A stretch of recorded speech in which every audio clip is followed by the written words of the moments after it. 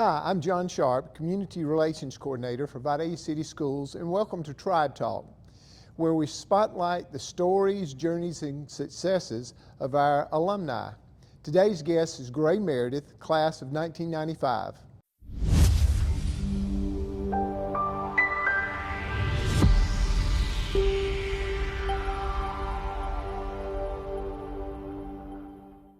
More than 30 years ago, Gray Meredith walked the halls of Vidalia High School as a student who set the standard for achievement. He was a valedictorian, a standout in wrestling and cross country, and a young man whose discipline and character earned him an appointment to the U.S. Naval Academy. Even then, it was clear he was destined to lead. After serving his country with distinction and building a successful career in the construction industry, Gray could have continued pursuing personal success. Instead, he chose to return home to Vidalia with his wife, Dr. Susanna Meredith, determined to invest in the community that had shaped him. In 2020, when Vidalia High School needed a construction teacher, Gray Meredith answered the call, not for a paycheck, but for a purpose. His words were simple: "It's not about the money. I want to make a difference and have more time with my family," and make a difference he did. From building the construction program into one of the school's strongest programs, to mentoring at-risk students, to coaching wrestling and cross country, to leading community projects that quite literally built Vidalia's future, Gray Meredith has embodied what it means to serve. This is a story of a graduate who didn't just achieve success, he returned to create it for others. This year, he was recognized as Teacher of the Year for Vidalia High School and was selected as Teacher of the Year for the system.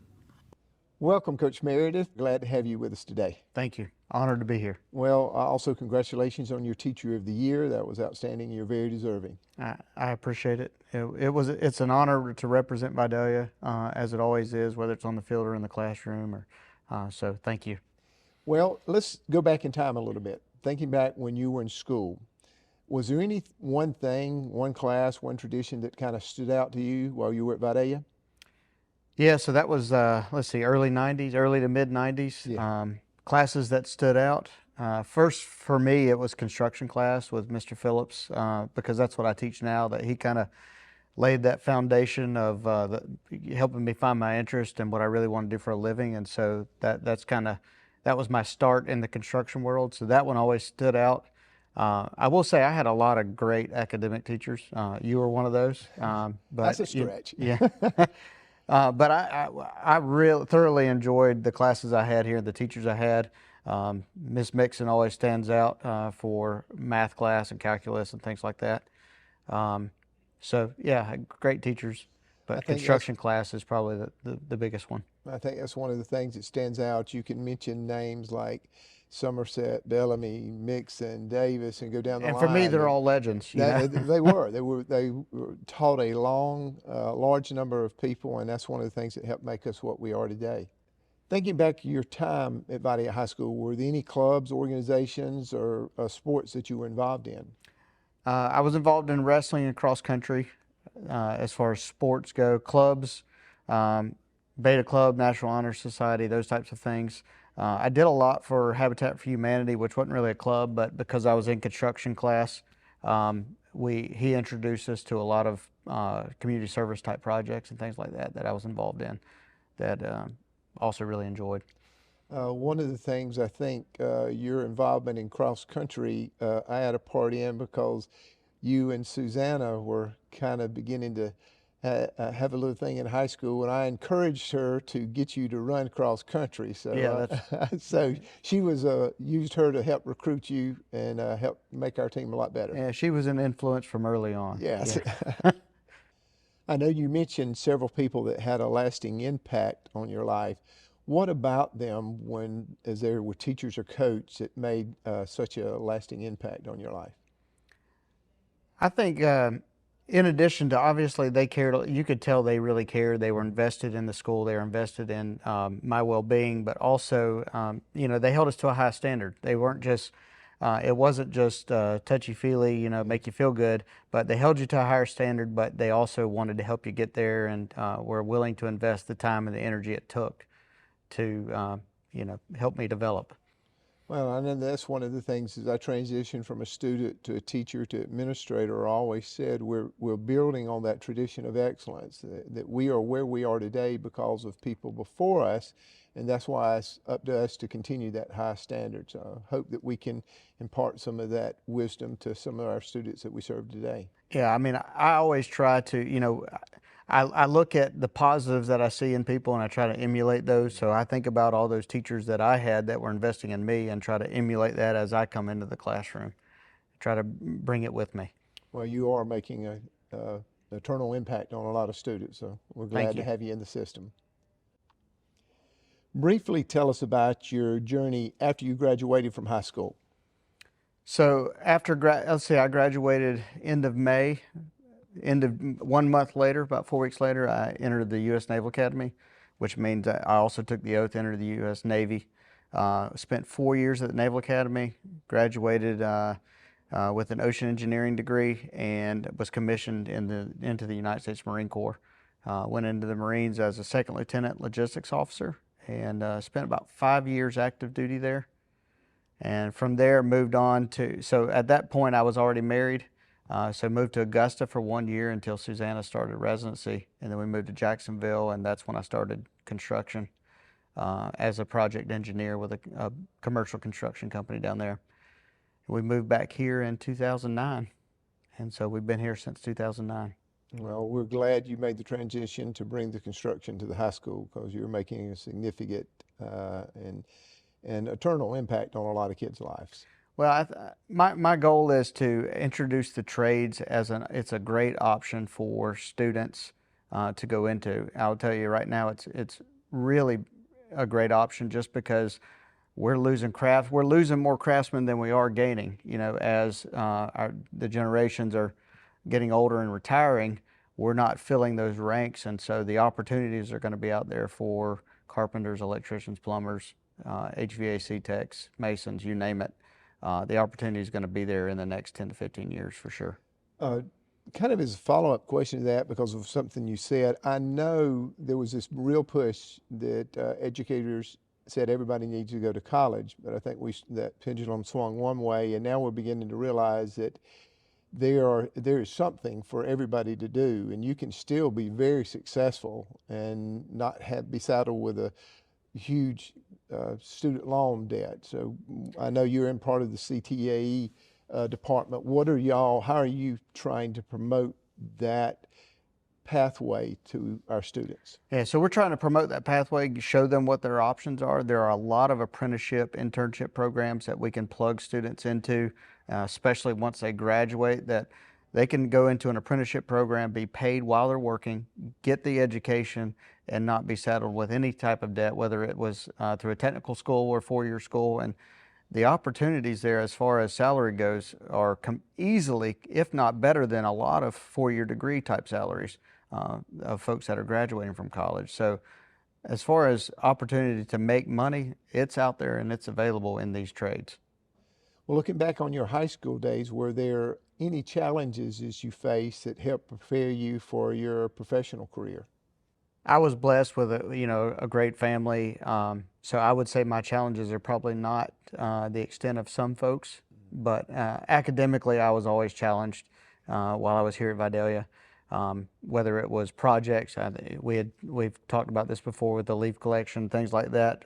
Projects that challenged me. Projects with Habitat for Humanity of challenging just as far as framing and roofing and things like that. But that's the only thing I can think of right at the top of my head. Is there one accomplishment that you are most proud of? If I had to say one accomplishment, I would say just my family. I'm super proud of all 3 girls and my wife, and so I'm most proud of them. But I've got other things. I'm proud of my time in the service. I enjoyed that time being able to serve my country, and I'm proud of being here at Vidalia, being an instructor here and being able to carry on the legacy that you guys started a long time ago. Looking back at your education, what did you learn that helped prepare you for your further education and even in your professional life? Yeah, I think all of the classes I took as far help, obviously we're memorizing facts and things like that, but probably the biggest thing has just been the ability to problem solve, whether that was in construction or if that was in math class or science class, just the ability to think through a problem, break it down into individual steps. That's probably helped me the most. I'll tell you another one just to be very specific. Miss Wilder taught me typing. And I still would tell her that's probably that's the class I probably use the most every day, is just the ability to type through that. And it seems kind of small, but as far as making me productive and keep, throughout the day, that class always pays dividends. Well, everybody that listens to this podcast will probably have a story about Miss Wilder or Miss Yeomans, Oh one of the yeah, two that you can't think about one or the other that that's right. impacted them in some way. Yep. Is there another memory that you had of your time growing up in Vidalia? Yeah, I mean, there's certainly I love Vidalia. I came back here for a reason because I wanted to raise my family here. But one in particular that stands out was swim team, and you were the coach. I was coaching swim You team. were coaching swim team. This was elementary school for me. I can remember, and I've talked to Miss. It's not this impression is not just for me. I've talked to my sister about it. I've talked to Miss Gillies about it. If you talk to her, she'll say the same thing. If Coach Sharp is standing in the diving board and hollers out attitude check, You have I to promise you have to answer with great great day. day. And it was that's just and it is burned into my memory. But that it was a great life lesson that when you're going into a hard practice or into something difficult, you got to check your attitude and see if is it right. Going into it with a bad attitude is not going to be. We're going to have a tough practice, so let's go into it with a good one. That was the lesson. Well, and one of the things to follow up on that story to let you know, you as teachers, and we all have a tremendous opportunity to impact students, and that was not an original idea with me. It was I was at Georgia Tech my freshman year playing football, and our strength and conditioning coach was putting us through incredible workouts, and everybody would be about to the point of wanting to exhaustion or quit, and he would say attitude check, and we would have to say great day. So it wasn't original, but I did take good ideas and bring them back. That's right, and it worked because I still carry it on. I'll come into the classroom and I'll say that every once in a while. It's not every day, but yeah, it was a lasting impression. And I'll follow up to that. My dad in high school, he printed this poster for me. It was Charles Swindoll attitude.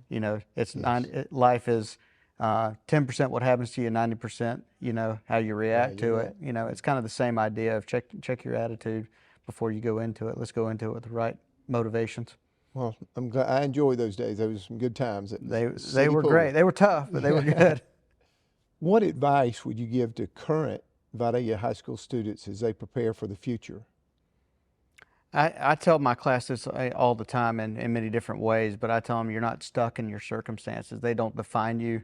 The opportunities are out there, and there's a lot of great teachers here that want to invest in them. Work hard, take advantage of those opportunities and those teachers and those instructors, and your options are unlimited. With where you want to go, you just have to decide, and you got to work hard toward that goal.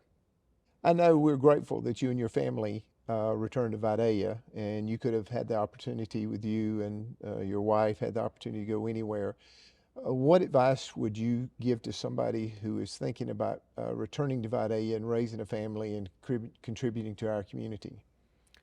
My advice would be, well, we moved back here in 2009 because we wanted to raise a family here. We felt like we got a great foundation in Vidalia, but we also got a great foundation in Vidalia High School. And so I would say, I mean, you certainly, every family's different. You need to figure out, where you fit in. But I always felt like I was well cared for here. I felt like I had a great foundation. I was able to, move on to the Naval Academy and compete there with what I would say was some of the best in the country. And I think we are still providing that type of education. And we're still not saying that we're perfect. We continue to adapt and change every day, but we are working toward that goal each and every day, toward the idea of excellence. Thank you, Coach Meredith, for joining us for a Tribe Talk. This is a powerful reminder of all the possible things that you can accomplish from leaving Vidalia High School. We're glad to have you with us today, and we want to encourage our listeners, if you have somebody that would be a great person that sit in this chair and share their journey of being at Vidalia High School, just comment below and we'll be reaching out to future alumni in the weeks to come.